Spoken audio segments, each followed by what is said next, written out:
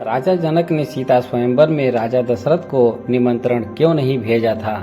एक बार राजा जनक के शासन काल में एक व्यक्ति का विवाह हुआ।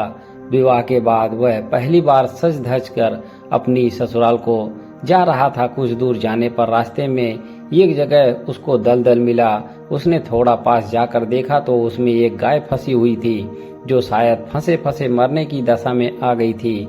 उस व्यक्ति ने उसको देखा तो उसके मन में गाय को बचाने का ख्याल आया, परंतु दूसरे ही क्षण मन में एक और विचार आया। उसने सोचा, ये गाय तो कुछ देर में मरने वाली ही है। अगर मैं इसको यहाँ से बाहर निकालने इस दलदल में घुसा तो मेरे कपड़े और जूते खराब हो जाएंगे और मैं अपनी ससुराल में ऐसी हालत में कैसे जा पाऊंगा। यह सोचकर वह गाय के ऊपर पैर रखकर आगे बढ़ गया।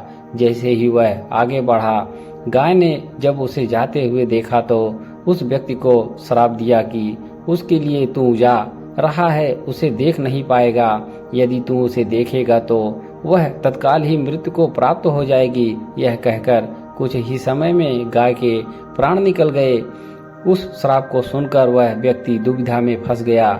उसके अपने किए पर बहुत पछतावा हो रहा था, परंतु अब कुछ नहीं हो सकता था। जो होना था वो हो गया।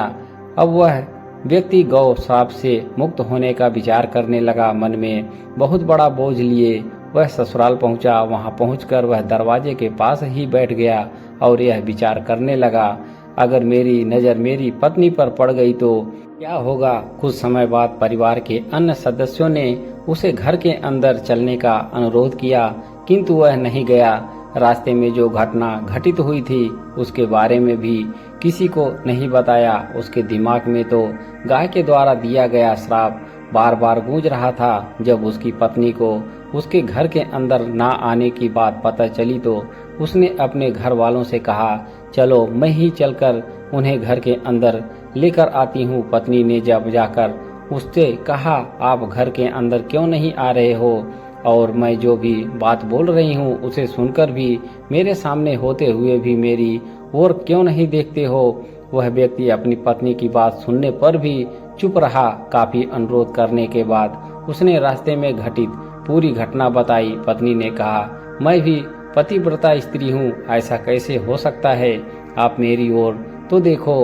अपनी पत्नी की बात सुनकर उसने जैसे ही नजर उठाकर अपनी पत्नी की ओर देखा, वैसे ही उसकी आंखों की रोशनी चली गई और वह गाय के श्रापवश पत्नी को देख ही नहीं सका। उस व्यक्ति की पत्नी प्रतिव्रता थी, इस कारण उसकी मृत्यु नहीं हुई। यह देखकर पत्नी अपने पति को साथ लेकर राजा जनक के दरबार में गई। वहां जाकर उसने पूरी घटना बताई। राजा जनक ने राज्य के सभी विद्वानों को सभा में बुलाकर समस्या बताई। उन्होंने अपने दरबार में बैठे हुए ब्राह्मणों को कहा, हे ब्राह्मण देव, गौ श्राप से निवृत्ति का कोई सटीक उपाय हो तो बताइए। सभी विद्वानों ने आपस में विचार करके एक उपाय बताया। उन्होंने कहा, यदि कोई पतिव्रता स्त्री छलनी में गंगा जल लाकर उस जल के छींटे इस व्यक्ति की दोनों आंखों पर मारे तो गौ श्राप से मुक्ति मिल सकती है और इसके आंखों की रोशनी पुनः लौट सकती है।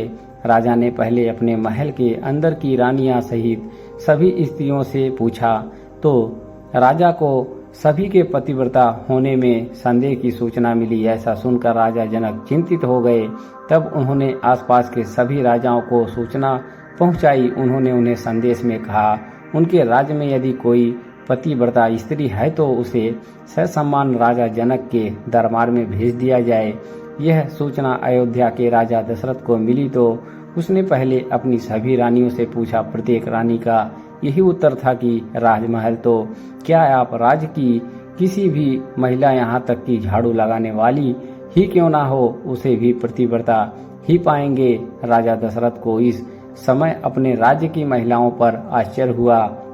उन्होंने अपने राज्य की सबसे निम्न मानी जाने वाली सफाई करने वाली महिला को बुलाया। उस महिला से राजा दशरथ से सम्मान पूर्वक पतिव्रता होने के बारे में पूछा तो उस महिला ने स्वीकृति में सिर हिला दिया। जब राजा ने यह दिखाने के लिए कि अयोध्या का राज्य सबसे उत्तम है, उस महिला को ही राज सम्मान के साथ जनकपुर में भेज दिया। राजा जनक ने उस महिला का पूर्ण राजसी ठाट बाट से स्वागत किया। राजा ने उस महिला को समस्या बताई, साथ ही ब्राह्मणों द्वारा जो उपाय बताया गया था वो भी बताया।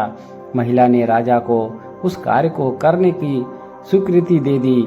अगले दिन महिला छलनी लेकर गंगा किनारे गई। वहां पहुंचकर उसने प्रार्थना की, हे गंगा माता, यदि मैं पूर्ण पतिव्रता हूँ, यदि मैंने अपने तन और मन से अपने पति को ही परमेश्वर माना है, तो गंगा जल की एक बूंद भी छलनी से नीचे नहीं गिरनी चाहिए। ऐसी प्रार्थना करके जब उसने गंगा जल को छलनी में भरा तो जल की एक बूंद भी नीचे नहीं गिरी। यह पवित्र गंगा जल कहीं रास्ते में छलक कर गिरे ना जाए, यह सोचकर उसने थोड़ा सा गंगा जल नदी में ही गिरा दिया और पानी से भरी छलनी को लेकर राज दरबार में आ पहुंची। राजा और दरबार में उपस्थित सभी नर नारी यह दृश्य देखकर आश्चर्यचकित रह गए।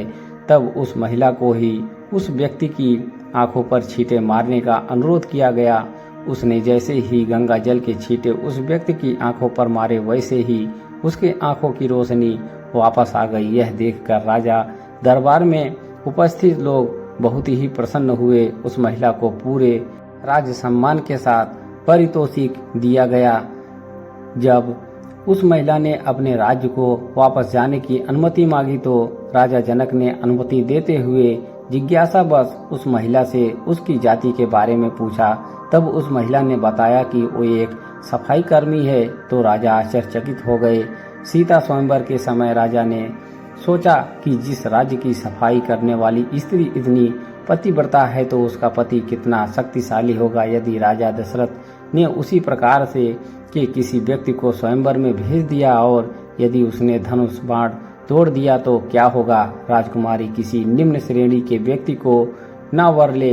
यही सोचकर अयोध्या नरेश राजा जनक ने राजा दशरथ को निमंत्रण नहीं भेजा। लेकिन भाग्य में लिखा कौन टाल सकता है।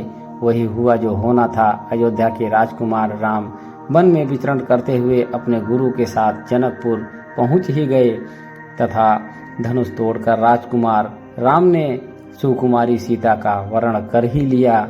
इस तरह राजा जनक ने अयोध्या का कोई ऐरा गैरा व्यक्ति धनुष बाण को ना तोड़ दे, इस आशंका के चलते राजा दशरथ को सीता स्वयंवर का निमंत्रण नहीं भेजा था। कथा आपको सभी को कैसी लगी कमेंट बॉक्स में अवश्य बताएं और ऐसी ही धार्मिक और पौराणिक कथाएं सुनने के लिए हमारे चैनल को सब्सक्राइब करना ना भूलें। जय श्री राम।